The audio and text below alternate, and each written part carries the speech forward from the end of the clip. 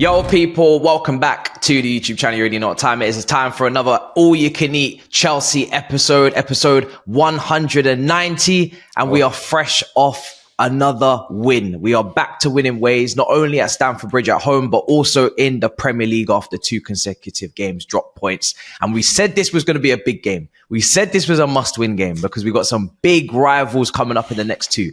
And we handled business. We got over the line. It wasn't easy. It wasn't comfortable, but we got over the line. Let me introduce the cast and crew, the panel, the brothers that you love the most. Baba, let me start with you, bro. How are you feeling? How are you doing today? I'm good, bro. I'm back after a 2-week absence, taking notes from our captain. Back after an absence, and I hope back with a bang. So I'm good, bro. I'm good. This win was so important for us because last 2 games we didn't play bad particularly, but we only gained 1 point out of those 2 games, Forest and Liverpool. So it was very important for us to get back to winning ways, and I'm glad we did. I know we have a lot to talk about, especially that goalkeeper and a centre back that we have in a back line. I'm sure we'll get to that. But yeah, so chuffed, man. Massive 3 points. Yeah. Javon, I know you've got it noted, documented that you want to talk about that centre back, but we'll get there. How are you feeling, brother? I'm doing well, bro. Like, I'm genuinely happy because guess what? In a long season with multiple games, I can give you the winning the game like this if it happens 1 or 2 times and it's not consistent, because you're going to have games where you just need to get it over the line, and that's what happened. Yeah, 100%. And Younes, brother, good to see you. Good to see you too. We're here, man. This is big week coming up now. Big couple of weeks coming up. We're in the midst of it now, man. We're in the midst. I echo Javon, man. I'm happy we won. And it means something going into the rest of the run that we've got coming up, because we had to pick up points. So I woke up very peaceful this morning. It's a great day. Also, the sun is shining. Do you know what I mean? He's no longer in London. He's living life. I've seen the personal content on the second channel. Like, Younes is glowing out. Yeah, there. that helps. Loving it. I can't lie. That helps. Spending so many years in doom and gloom, it's nice to have sun every day. Bro, it's absolutely freezing over here, bro. Like, my goodness. Goodness. This peak, bro. We're in the trenches right now. But let's get into it because there's a lot to discuss. I'm not sure where to start because obviously Cole Palmer was the man of the moment. And I don't know if it surprises anybody anymore at this point. He has got to that level where we're just like, this is normal for him, you know? It is normal. I called him the best player in the Premier League. I called him world class. A lot of people outside of Chelsea realms, they feel like I jumped. I jumped on that one too quick, or, you know, for me, when you see somebody with the composure he has, with the feel for the game that he has, with the maturity that he has, the selflessness that he has, he's a complete player when it comes to attacking. He is complete, and he works his ass off the ball as well. So, and there's no ego there. He's so chill. So I don't feel like I'm taking any risks really by calling him that. And he's demonstrated it again. You know, people have quiet games. He had a quiet game against Liverpool. And this game, everybody's just in awe of whether it's the pass, whether it's another near post finish, whether it's just the touch around the player, just perfection. Younes, is this the type of player that we have here, where it is going into Juan Mata 2-season territory, Eden Hazard territory, Lampard territory, where it's like that level of player? 100%. And dare I say, he's on the road now to possibly breaking all of them.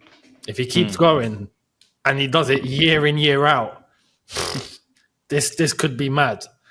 I'm talking possible Ballon d'Or worthy if he were to keep going. Like, it could get there. It's not like you look at maybe any other player and you'd go, nah, you can't say that. You Cole Palmer, you can genuinely see where that can head to. Like, you can see it's a possibility. It wouldn't happen this season, next season, or whatnot. But he's on route. Yeah. And the impact that he has for Chelsea, let's just be honest. If he wasn't in this team, we would be suffering a little more. That's without question. Yeah.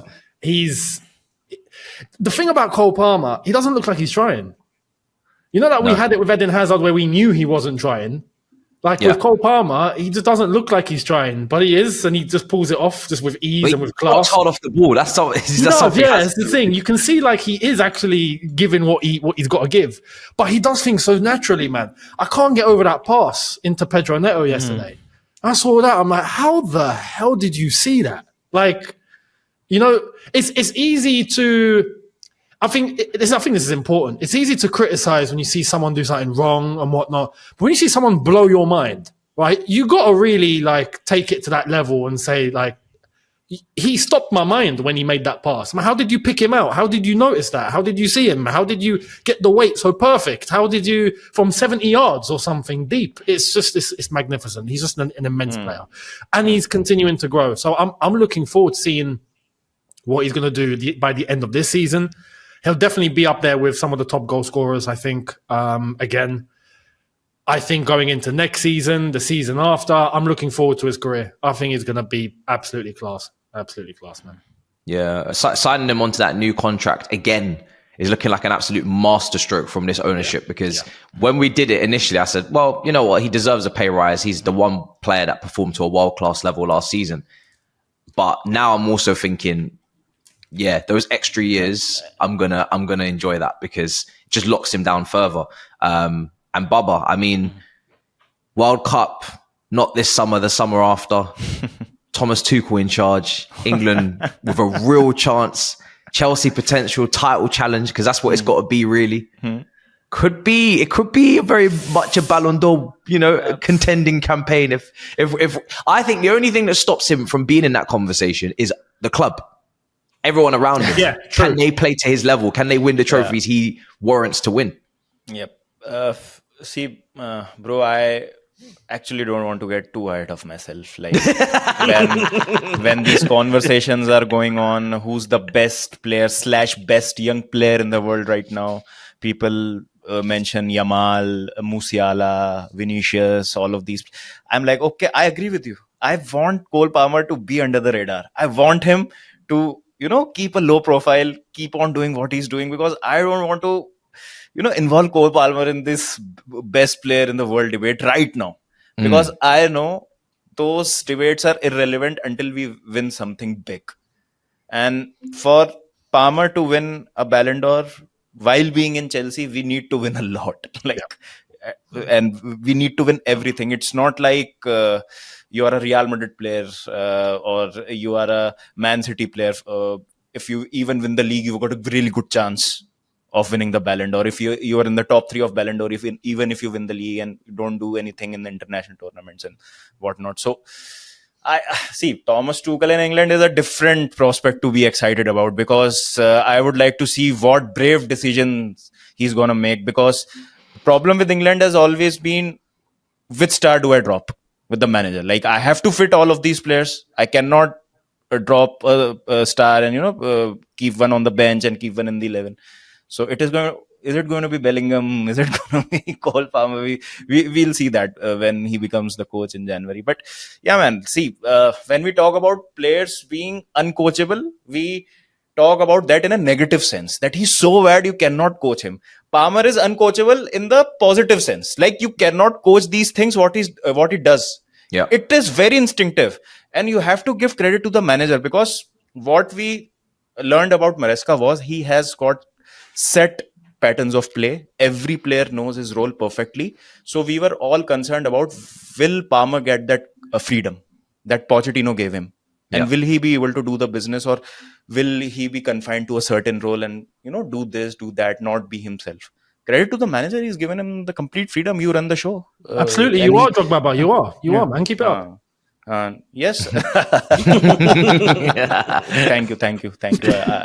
It's true. It was a concern, wasn't it? My gaffer.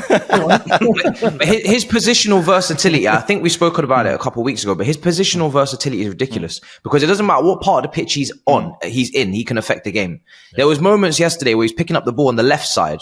He gets his goal from the left side. He's drifting to the left side and picking up those pockets and saying, right, I'll try and play from here. We know what he did on the right last season. We know what he's doing in the 10 and we know what he's done at false 9.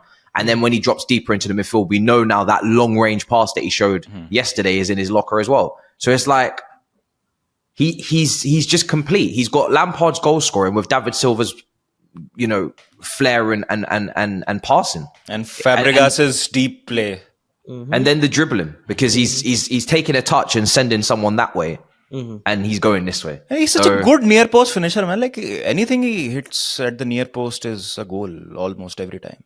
Do you know what? Though? Should the keeper have saved that? Because it was hit with a power and a venom to it. I don't give a fuck about that.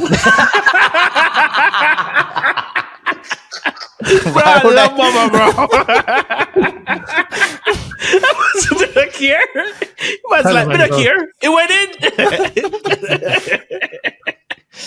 Shoulda, coulda, woulda. If my auntie had a dick, she would be my uncle. Fuck that shit, bro. If my grandma had wheels, she would have been a bike. That is brilliant. If Chelsea would have performed their XG last season, we would have been in the Champions League. I don't buy all of that. Like short goal, near post, again a near post goal. He's a clinical finisher. Yeah. I just like this thing bothers me. Like that Nottingham Forest, that touch that he took. If it would have been a goal, oh my god. Yeah. Like, oh, what a goal it would have been. Yeah, but brilliant touch and then right foot. Yeah, it was. And the debate on the internet was, did he mean that? Come on, bro. This is he did that last season. He did that last season.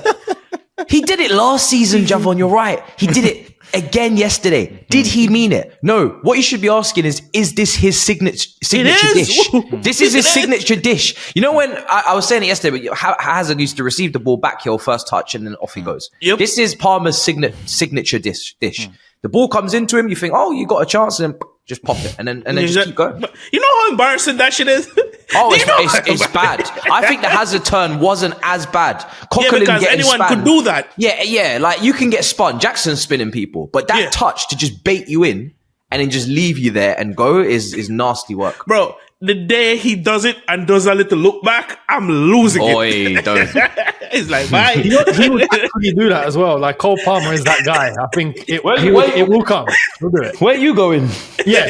No, I don't even think he'll give a look. I think he'll stop and like look him up and down and then be like, see you later. The thing is, see, now that's the thing with him. Is he too humble to be that guy? Because I've never seen. He's humbly arrogant. Okay. Yeah. Mm-hmm. Do you get it? Like, he knows he's the shit, but he's humble about it. Yeah. It's weird. I can't, he's so chill. Yeah. It's weird. And it's weird. Before social media, we used to call that believing in yourself. Yeah, exactly.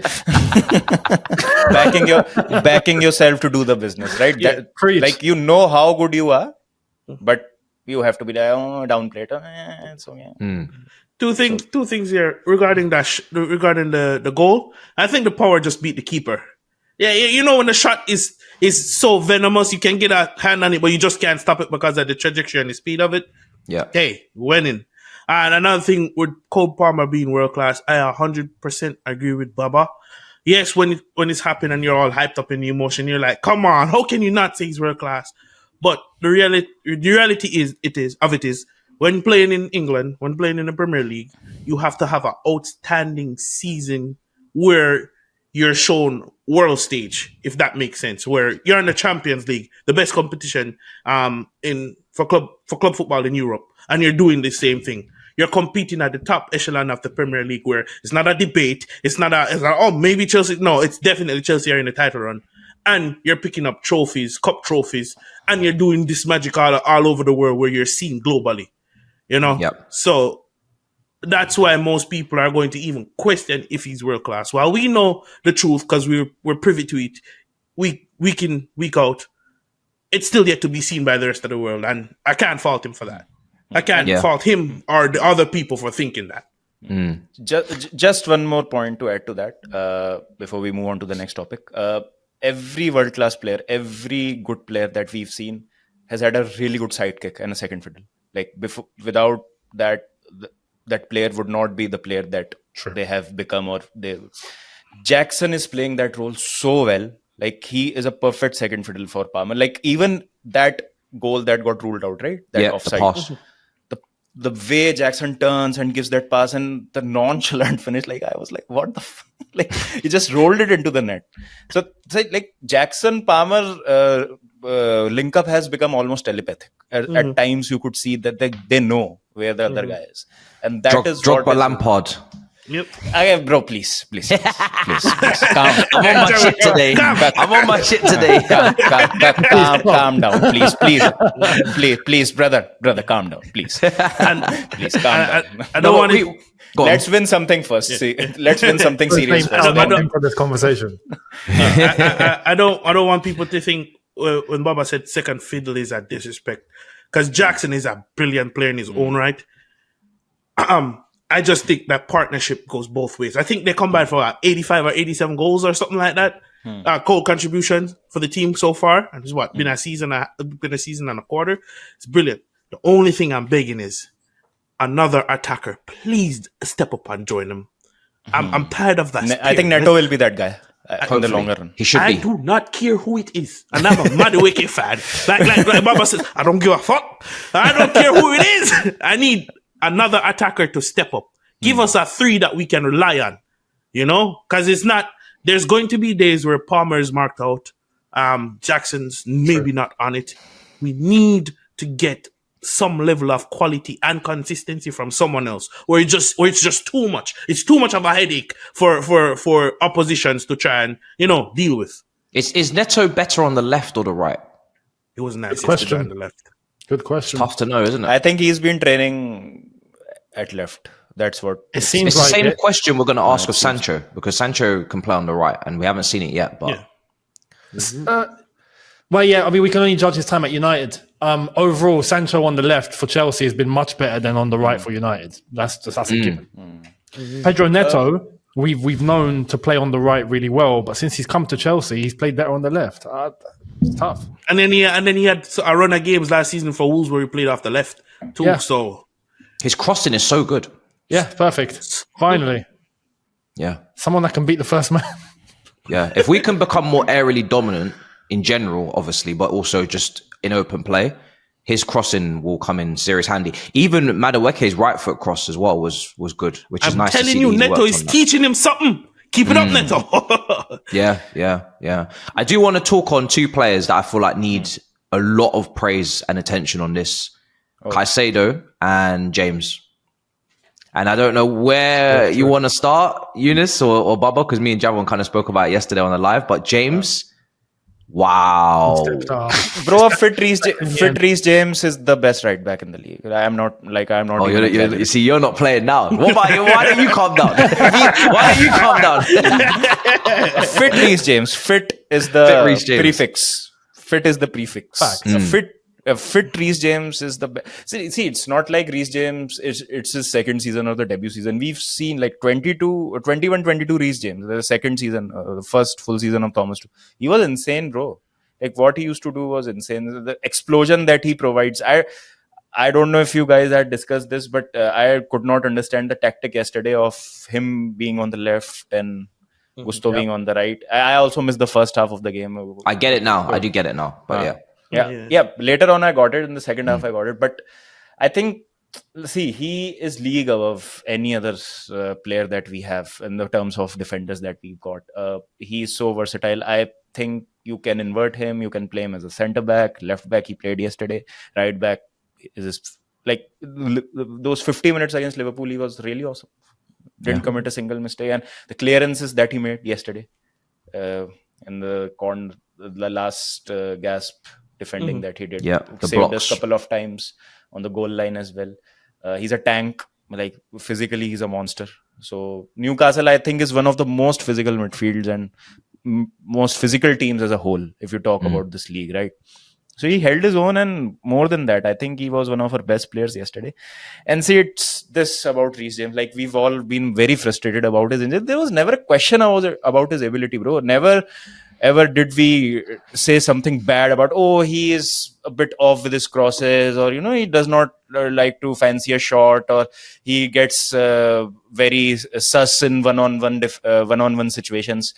Never of that those sorts of things we've spoken ever about Reece James. It was always about his availability. Because in this modern day and age of football, when you're playing a game every 3 days, availability is an ability. As simple as that. That's why I had a lot of respect for Disasi last season, because he was one of our most available players last season. Yeah. So, I mean, Gallagher. see, I feel a fit Reece James is a blessing. I hope Maresca knows and he's got the correct heads up, and the medical team is able to figure out how many minutes in what patches he can play.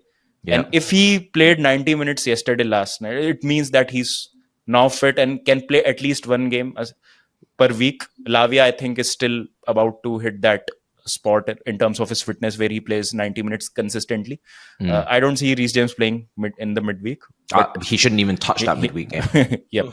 So let's see what happens, one game at a time. The next thing we know, he's clutching his hamstring against United. So I don't want that. So I see. I have full faith in him. It's just about his fitness and availability. And bro, even like we are 9 games into the season. It was the 9th game, if I'm not. Believe so. Yeah. Now 29-30 games are left. If he plays 20 games out of these 30 games, we'll get tough. Wow. He's that crucial. I don't disagree with you. He is ridiculous. And Younes is smiling. Like his leadership was called into question before the game, and then he plays 90 minutes. And I'm linking the two, thinking slender lead, tight game, prove yourself, not only from a fitness standpoint, but prove, because as a captain, you do need to be more fit than Lavia. Lavia can come off. 100%. And when Andre Santos comes into this, and by the way, I'm saying when, because he better be in this squad next season, Andre Santos. I don't care who has to be, moved or shafted. If it has to be Dewsbury Hall, one season, I'm sorry, bye-bye. If it's Okechukwu, Andre Santos needs to be in here. But we've got the midfielders to look after Lavia. But Reece James, as a captain, you can't really be leaving the pitch in those tight scenarios where the team needs leadership the most. Those last 10 minutes was the most difficult minutes of the whole match. Do you think that had a part to play, Younes? 100%. Towards the end, especially, because if it hadn't been for him, I think we could have conceded. This is why, look, I get what you're saying, Baba. At the same time, I would completely agree if he was a centre-back and we were talking about this. But as a right-back, I still feel like there has to be one centre-back that needs to step up consistently and look, we got to address the goalkeeper as well. It's not just one thing. Reece James, I think, can only do so much. Before something out of his hands goes wrong. So I'm glad for the criticism that he got from Enzo Maresca publicly. Well done, Baba. When that was said, it was clear, because we're beginning to kind of know Maresca now. It was clear that we're expecting a reaction from Reece James. I feel like yesterday was a positive reaction from him, 100%. And especially towards the end where we were clinging on and he did step up and he managed to get it over the line. Another good thing was to see his reaction after the game. I don't know if you saw the footage in the tunnel. Yes. Yeah. When you were celebrating walking by. That was nice. Yep. Exactly. And I know, I don't want to read too much into it, but for someone that is meant to be a little quiet, it's nice to see him coming out is showing some soul, and in that moment, because it means a lot. So he's just got to keep it up. The whole thing with Reece James' consistency, as you said, Matisse, he needs to stay fit. He has to be available. He has to be playing. If he's constantly fit, we know he is. At one point, he was the best. He's one of the best right backs in world football, without question. 100%. So that's where it stands, to be honest. But for yesterday, he did step up when we needed him. So now it's about keeping that going. Not just make that's another world-class player potentially if he stays fit. If he's fit, without question. Before he got this injury problem that we've been seeing for the last couple of seasons, he was well on the route to there.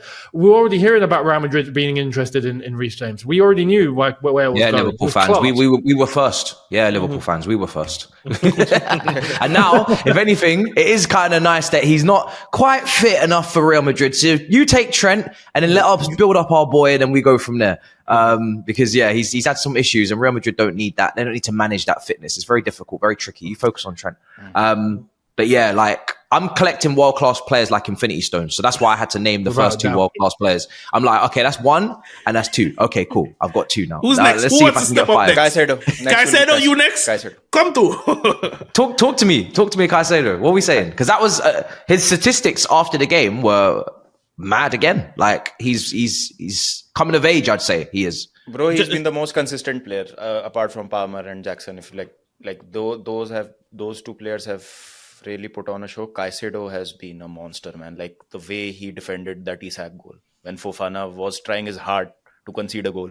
Caicedo came back and saved us from conceding that equalizer. So I think for the most part, this backline does not get exposed is because of Caicedo. And the way he is driving the ball, and like he has already put in Jackson through for 2 beautiful goals, one against West Ham and one against Liverpool. So he's got that perfectly weighted pass as well, which we thought we'll get from Enzo. But Caicedo is the one doing the business, and he's a physical monster. He held his own against Joe Linton and Tonali and the monsters that Newcastle have. So the thing with Caicedo last season was the consistency, right? He was good in 2 games. The goal was sort of missing in the next game. But now we've got him playing very well in the first 9 games. And 9 games is a good enough sample size to, kind of make an idea of who is going to be the core of the team, the nucleus of the team. Those 4 or 5 players, no matter what happens, they are going to be there. And the other players are going to rotate according to the form, according to the opposition. Caicedo is the heart of the team right now. He's that engine in the midfield. He can do everything, bro. He can do everything. Go on, Javon. What were you going to say? Oh, I just wanted to make a really quick point on Reece James. You remember when the manager called him out? I think it was more so to do with his availability, because it's really hard to build that chemistry and have everyone fully behind you when you're not in the trenches with your teammates. And yesterday gave us a perfect example of him being in the trenches.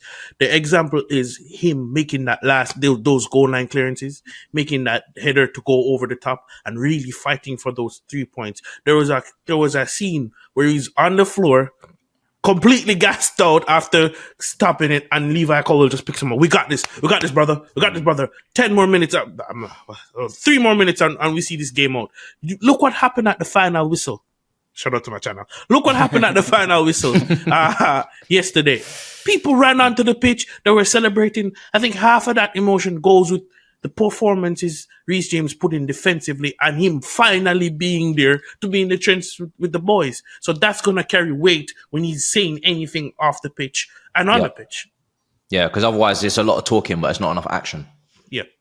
And it's different. You're right. It's very difficult to lead if you're not doing it. Like, lead by example is another part of it as well. Azpilicueta did that brilliantly over his career. True. The thing with Reece is, you mentioned like less talking and more leading by example. I think like that game against Newcastle, I think he done that. The thing with Reece James is he needs to talk more. I'd say like there's people that talk too much. Like I would encourage him talk more. Do you know what I mean? Because if he did, I think he'd have the full package as a captain. Because he does lead by example. He is that guy. He can, just like keep it on the down low, but just be like, just watch me, right? And he can do that. But as club captain specifically, you mentioned Aspie. Aspie was vocal. Aspie didn't stop, right? And that was until the very end, up until when his legs were gone, right? Yeah. When you're club captain, you have to be vocal. You can afford to be a leader in your own way. When you're not club captain, you can have players like that, not a problem. Lampard was an example. I always go to Lamps because he wasn't the most vocal, but you just knew. But he wasn't club captain. JT was. I think it's imperative as a club captain, you in times where you're not on the pitch or you're not playing, you still need to have a presence because you are the number one in that whole squad and in that dressing room, whether you're playing or you're not. So I would encourage him to use his mouth more. Like to even in game to be able to see, like, look at Reece. He's in charge here. Like that's what you need. Aside from that, though, what he delivers, there's no problem there. Yeah. It's Reece James. So yeah, it's imperative that whilst we still figure out that defensive midfield partnership and whatever that looks like, and that's why I brought up Andre Santos, because not only is he getting goals, which none of these midfielders can compare to, but he's actually winning his tackles, his interceptions, his duels. Even though he's not the biggest, most imposing player, he gets about, and the legs of that midfield is key to that. So I'll be very interested to see how that goes down next summer. Everybody's talking about Esteval, but this is, for me, even more important, because for me, with attacking players like Esteval and Kendrick Pires and whatnot, they're going to come in with maybe it's an immature position, I say, wingers. Wingers are very flamboyant. They're very fancy. They're very, they're the player that maybe everybody wanted to be at school, but they got an attitude and a confidence and maybe an arrogance. But the midfielders are maestros. If you're playing midfield as a young kid and you're technical and you're able to dictate games, there's a mind that comes with that. And he's already shown leadership qualities, Andre Santos, at under 20 level for Brazil. He's definitely got to be showing it for Strasbourg now. I was seeing it in preseason with us. So not talk. Well, we'll see. He might even be a communicator, but he won't be one of the top leaders in our team. But the more we can gather these kind of secondary, tertiary leaders that are just, they're there. You know what I mean? We had loads of them way back. Loads of them. Mikel, to an extent. Balak was not even top 3. Czech, very vocal in goal. We're going to talk about the goalkeeper in a minute. Ashley Cole. I'm not getting any leadership from that keeper. And even from Fofana, when we talk about... I just imagined Sanchez wearing the captain's armband, bro. We're going to talk about Sanchez and Fofana in one go, because I rate Fofana. I don't rate Sanchez. I understand Fofana with his injury issues and coming back from that. I don't understand Sanchez being third choice at Brighton and being first choice for Chelsea. True. But at the same time, I could see both of them on the bench very soon, because if I get back to normality with Reece James playing as a right-sided centre-back, like he did against Liverpool, and I get informed Cucurella into this team, informed Renato Vega into this team, Colwell in the middle of a back three dictating, I've already made my backline without Fofana. Easily done. When you've got someone like Reece James who's physically bringing a presence, 3 out of 3 aerial duels won in that game yesterday, your competition for places is even more mad than you thought it was, because that's another RCB coming into the mix. So talk to me about Fofana, whoever wants to, because or Sanchez, whatever floats your boat. Sanchez, bro, I don't understand where the manager's ruthlessness goes when we talk about the goalkeeper, because he's been very, very proactive when it comes to making changes based on 1 or 2 performances. Like, if it's horses for courses or it's a tactical decision, like Sancho only played like 45 minutes of under par football against Liverpool, and he's nowhere to be seen after that. Like Jadon Sancho. And we saw Neto and he plays well. Everyone, like Enzo is on the bench for the last 2 games. Lavia has come in. We've seen these changes being made. But what happens to the goalkeeper? Like, it is evident, like, goalkeeper is going to cost you games. Yesterday also, like, he was pathetic with his distribution. And the Brighton game, we scored 4 goals. Hence, we saw that game through. Like, he was trying his best again. He's a good shot stopper, but that is a default that you get with every goalkeeper these days. Like, all the goalkeepers are decent shot stoppers. It's about the distribution and the kind of build-up that we do from the back. And I don't understand this, obsession of Sanchez, inviting the pressure on him, then getting all fiddly and panicky and then making a foul pass. And then the pressure again comes on us and oppositions are able to make easy turnovers. And the whole midfield and backline is out of shape and we concede a chance. And then it is up to Colwell or a James or a Cucurella to make that last-ditch effort or last-ditch tackle. Or many times it happens that one of our wingers comes back, has to make a foul near that, diagonal area outside the box. And they concede a free kick. And we are not the best team in terms of defending the set pieces as well. Newcastle, I think, scored first time in almost 7 hours of football, right? Yeah, we cannot defend to save our lives, bro. We cannot keep the 2 clean sheets that we kept, one was against Bournemouth. Okay, credit to Sanchez, but that's my issue with Sanchez. He's not consistent, bro. And West Ham are shit. Let's be honest. Yeah, they're horrendous. So that is not saying much that you kept a clean sheet against West Ham. So you have to keep clean sheets against these teams, and the goalkeeper is a big part of that. And the way we play, I saw Younes's review, and he was spot on. Like, the attack has the ability to get us to top 4, and defense will take that away from us. He put it brilliantly. He put it brilliantly in his video. So I feel scared to death when Sanchez is on the ball, to be honest. Like, I think a mistake is round the corner. I don't know about you guys, but when the ball is with our goalkeeper, I think the opposition can close him down. He'll make a mistake, and they'll get a goal. We'll concede a goal. So I don't know what the delay is about. Keeping Sanchez still in the team and not trusting Jorgensen, because I don't think so in terms of ability there is much difference there. Like, it's not like we've got Hilario on the bench and Czech is the keeper and Czech is struggling a bit. Yeah. Like it's not a massive difference. Like, give Jorgensen the chance. Petrovic was given chances because Sanchez was playing shit last season. Right? He was committing so many mistakes. So I don't know where the ruthlessness in this selection goes when we talk about the goalkeeper. Well, his post-match, he said that if he stops passing the ball as much as I ask him to, or passing the ball the way he's doing it now, that's why I'm gonna drop him, which scares me because why are you impressed? Sorry to interject here. You have to finish that statement. Mariska also said, if he makes a mistake, it's not his mistake, it's my mistake. My mistake. So that little caveat to it could also provide a window to say, okay, if he continues making this mistakes, it's going to be my mistake, and I have to rectify my mistakes, which could lead to dropping Sanchez, which is why I'm not that perplexed by it, only because of that second part of his statement, because you have to put it all into context. I was thinking more technically, it's a change with the instruction, because I don't think Sanchez is a great long-range passer, and I'm talking Edison, Allison level, and I don't think short-range I can trust him, because I've seen him give it to the opposition in short-range as well. So I just think his ball playing, in my opinion, is just overrated in general.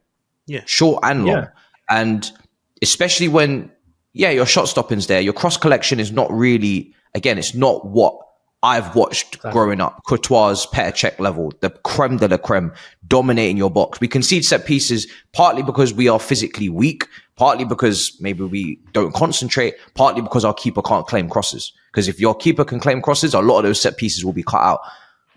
I don't know what we see in this keeper. I'm very confused for a club that in every single other position is just striving to keep buying the next big thing. Well, we've signed quite a few keepers, but none of them have been able to really directly challenge him, it seems. Because you said Sanchez earlier, but Sanchez got injured. That's why Poch took him out. He even played him against Wimbledon. Mm-hmm. Yeah. So here's the thing with that is, because the goalkeeping position is a single position, it's very difficult to and this is not me defending Sanchez, it's just me understanding how the goalkeeping position is and put that out there first. It's very difficult for us to get a glimpse and to get a true understanding of who could really come in. Everyone who doesn't want Sanchez in that position is saying, let me see Jorgensen. Jorgensen has been playing the cup games, but when anyone tries to make an argument as to why Jorgensen should start, the first thing that gets brought up against that argument is it's a cup game. We don't really see what level of competition he can play against to see him come into the starting 11. Isn't it more so of us just being tired and fed up of Sanchez, why we want Jorgensen to come in? It's not necessarily because Jorgensen has been pulling up trees and has everything on spot on. Because even in the Conference League, Jorgensen did have a few iffy moments in the early stages. So it's more frustration with Sanchez than any other we've seen any other goalkeeper being brilliant and just warrants a start. This happened last season as well, though. Let's remember. Petrovic came in, became number one. And everyone was cool with it towards the end. Like, I was satisfied. I was like, yeah, he's playing well. He should be number one. And he was given the nod. Up until the summer, and he's now gone off on loan. So Sanchez comes back in, and now we still face the same problems. The issue with the mistake that Sanchez is making, which is bizarre, I agree with Baba here as well. He's getting, there's a level of protection here, which I understand Maresca's got to protect his players. But the mistake that is the matter of discussion here is giving the ball away to the opposition. Like, that's the mistake. It's probably the worst mistake you can make in a football match, is to just give it away to the other team.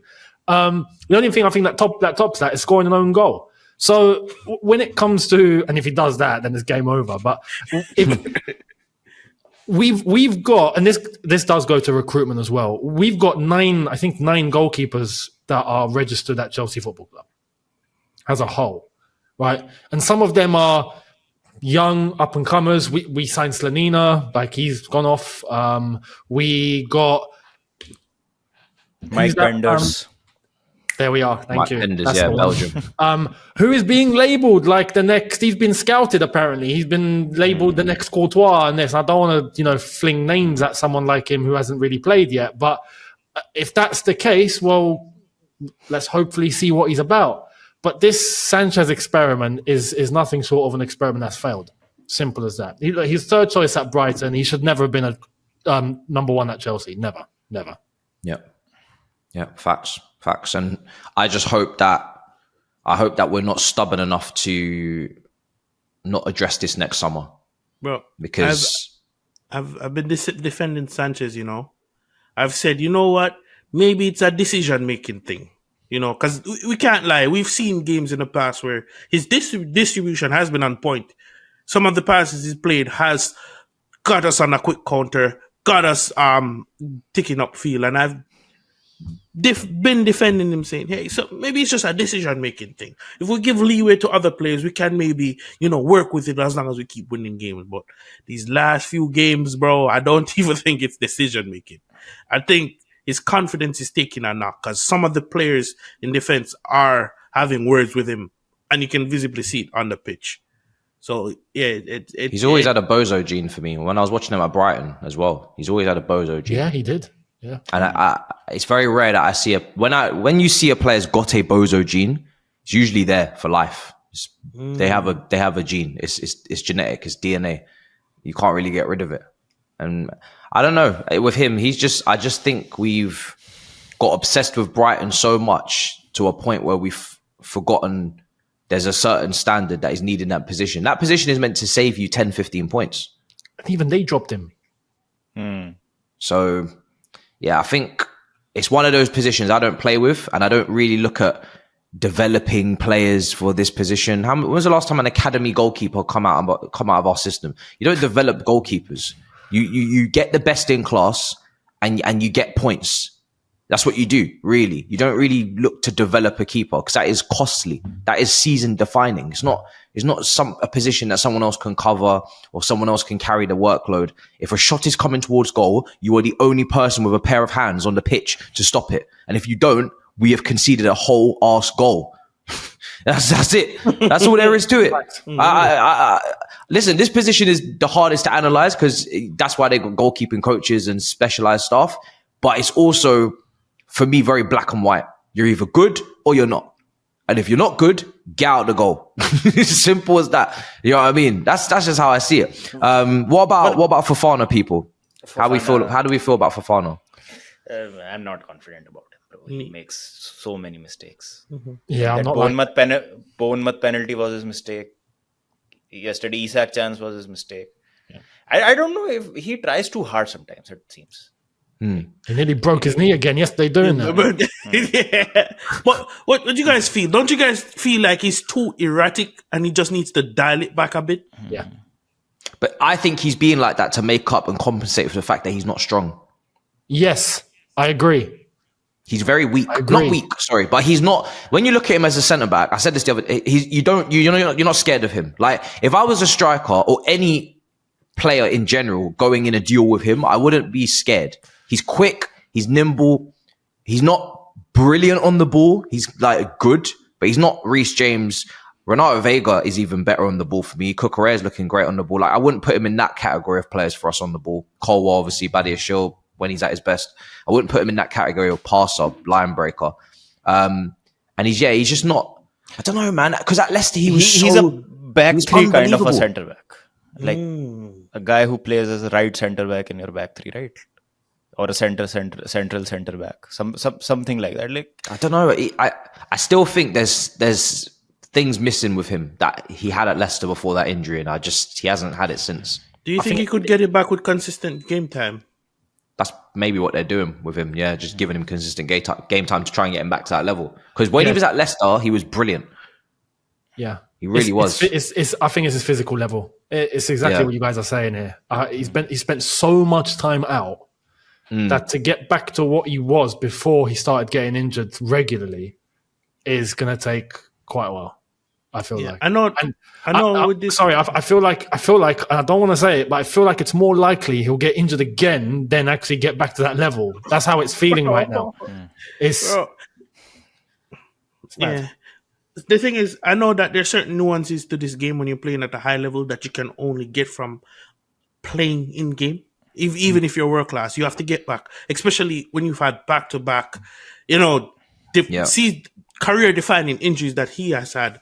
But I just think like for a centre back and for someone who has played the game, I feel like for that position, you're better off starting off a bit slow, not pace wise, but not be as erratic and as rash and as ready to get into the tackle. Or there's times where I'm seeing the opposition pull him out of position, not into midfield, but into the attacking third for Chelsea. I'm like, what the are you doing up so far?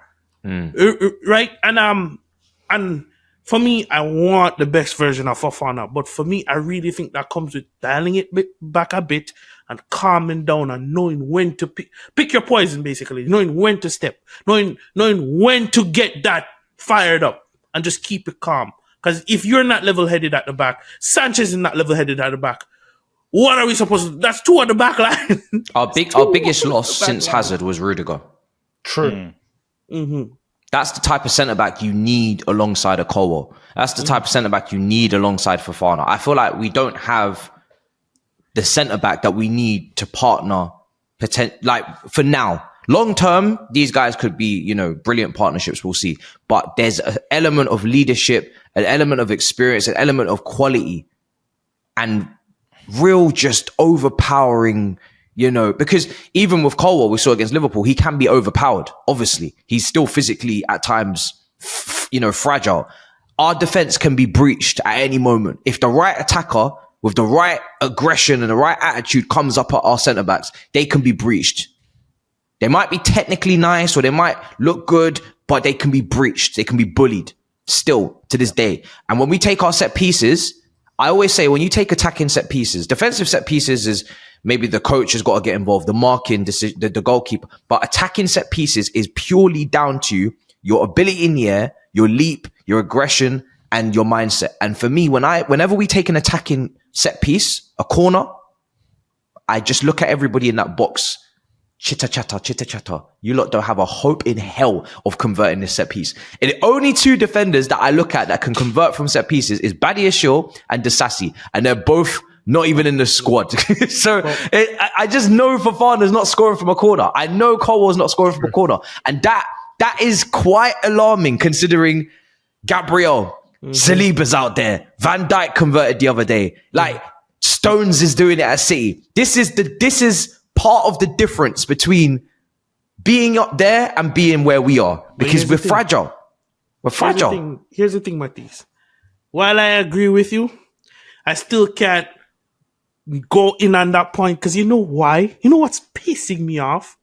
We can't even see if they're doing anything attacking-wise because the fucking ball doesn't get delivered properly in the box.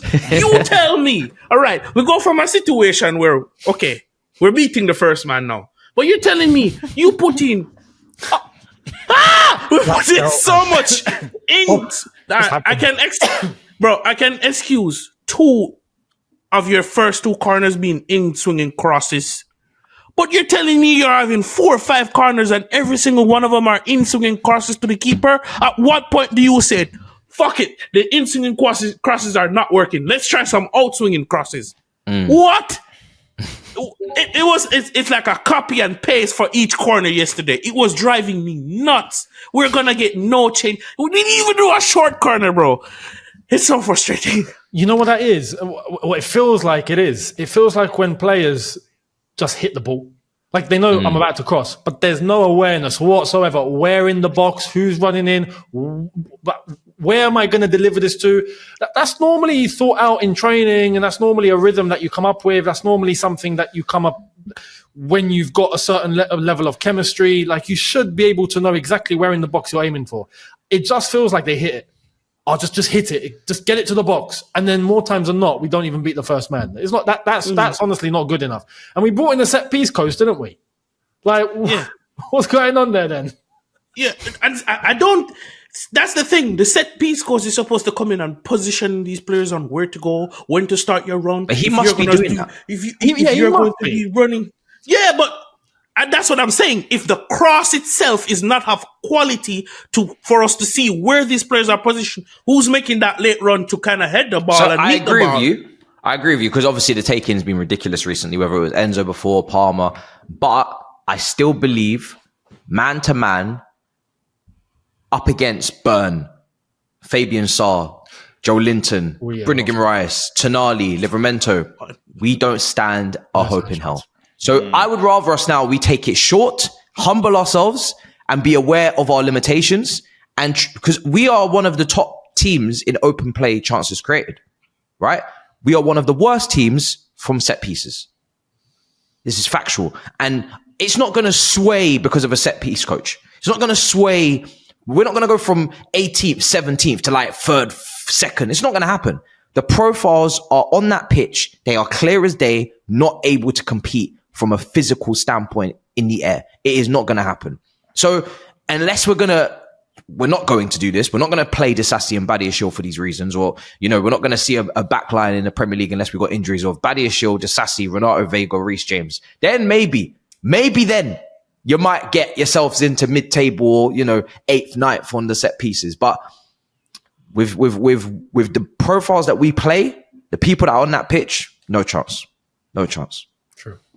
We just have to hold that. This season, we're not going to be good on set pieces. We just have to firm it. Bro, at some point, the quality of the ball in the box has to improve. I know I said it kind of funny, but I'm 110% serious. We can't otherwise, what's the point of winning our corner? It's not an advantage anymore. We might as well put it out for our goal kick and say, okay, no, guys, we're not good enough to take this. Just start from the back. You even play a pickup game when you get a corner, you have to start from your half, from the back. Because it's absolutely ridiculous. For players of this level of quality, it's not good enough. It's unacceptable in my opinion. No, it's true. We shouldn't be struggling this much. We shouldn't. And it's not just about going forward as well. We're talking about trying to score from corners and free kicks or whatnot. It's defending them. We can't defend them either. This is the same. It's the same issue. I feel like it's a big reason as to why we do struggle defensively. It's this one point alone. Like we can blame Sanchez and whatnot and all that, but defensively we lack shape, size, strength. We lack it when we go to attack and we're trying to win a set piece and we're trying to score from it, and we lack it when we're defending. And even we can talk our midfield and we can talk our centre backs. They all have the same issue here. And this is why teams do find it easy to get through us sometimes, or to win set pieces and score from set pieces. Whether it's playing through us or scoring from a set piece, we concede. And it's this 1 point alone, I think. This is the main catalyst, and Sanchez just doesn't help the cause, basically. Yeah. Shoulder to shoulder, we can be barged. Yeah. For sure. Fofana got ruined. I forgot, who was it, by Isak? But he got sent basically nearly out of the ground. Like, I don't even know what happened, but that's not good enough. It's not good enough. And then he went round Sanchez and then he fluffed it because players got back in time. That's not good enough. You can't be doing that, man.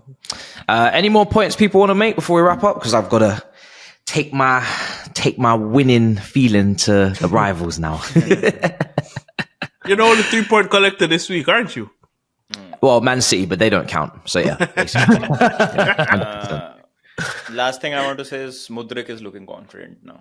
Like, he is now started to look like a squad player at least. Yeah, Yes, at least contribute. I Yeah, agree. yeah. No, it's good. It's at least contribute. Do you know what I mean? Because Tyreek George, I know people were clowning him, but for an 18-year-old, he caused problems on Thursday when he came on, and he's not a right winger. He usually plays left. And you can see how much he cut in. He cut in so much, he actually went to the left wing and then cut in again to go on his right, and then wanted to shape up there. But he was getting into the box. He was putting in a cross. Felix could have scored from it. 1v1, taking shots with his left. Like, he really wants to make an impression. And he did sign a new contract as well. So there's a lot of wingers. And we don't need to say Esteval, because we know Esteval's coming in. And Kendry. And, so that's a lot of players here, And that's why when people say, as much as we do, and this is the last point, but as much as we do praise the fact that we do have a good enough size squad for the amount of games we have this season, I do believe there is definitely trimming quite a bit of. We said 2-3. I would probably say potentially 4-5, because in midfield, Shrewsbury Hall, Enzo, Caicedo. When Santos comes, someone's got to go. I can go with the wingers. I can go. If the centre back position persists to be an issue, I can go there too. I can go with the keeper. There's going to be 4-5. Yeah, there's going to be 4-5. So, yeah. But listen, guys, smash up the like, subscribe. That's the end of the episode there. Like I said, I've got some rivals to tap dance on. Do you know what I'm saying? Enjoy. Javon, let the people know where to find you, bro. It's been a pleasure, as always. Please follow me on the Fan House podcast. I am on the road to 1K sub. I need 60 more subs, people. I think 66 more subs, exactly. So run up the subs. All eyes on United for me, not Newcastle, but Manchester. I'm not playing around with that game. I'm definitely serious. That game means a lot to me. I hate them lots. So fuck United. Love Chelsea. Up the Chelsea. Follow me, like, share, subscribe. I will be dropping some content this week on United. Fuck United.